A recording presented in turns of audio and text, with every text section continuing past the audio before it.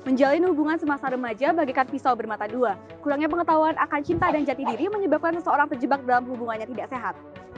Keluar dari hubungan yang toksik pun belum cukup untuk membuat seseorang merasa nyaman. Di era perkembangan teknologi seperti saat ini, bukan tidak mungkin untuk timbul masalah baru seperti dendam pornografi.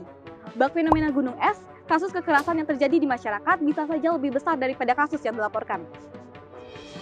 Negara Indonesia adalah negara hukum, setidaknya itulah bunyi dari pasal 1 ayat 3. Hukum Indonesia seharusnya mampu melindungi korban revenge porn dan memberikan tindak pidana bagi pelaku kekerasan. Namun faktanya, korban kekerasan seksual masih sering mendapatkan stigma negatif dari masyarakat, bahkan aparat.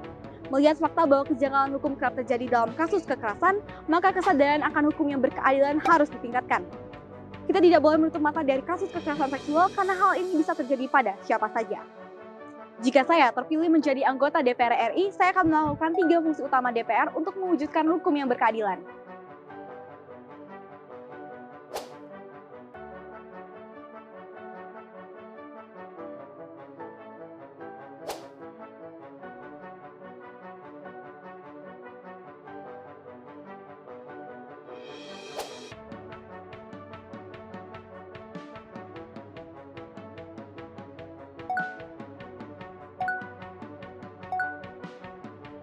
Dalam fungsi anggaran, saya akan menyalurkan dana APBN dan juga BSSN untuk kuota kabinet. Tidak hanya itu, dana juga akan disalurkan untuk program edukasi remaja tentang kesadaran hukum dan juga sex education.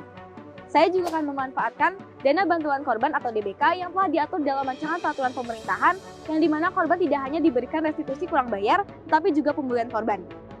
Dalam fungsi pengawasan, saya akan melakukan pengawasan terhadap proses penegakan hukum yang terjadi pada kasus revenge porn terhadap korban. Tidak hanya itu, saya juga akan melakukan monitoring dan evaluasi bulanan terhadap kuota kabinet sehingga dapat terus diakses oleh masyarakat. Tentunya, saya juga akan menjamin kerahasiaan data korban. Mari wujudkan hukum yang berkeadilan dengan meningkatkan kesadaran dan menghapus stigma negatif terhadap korban kekerasan.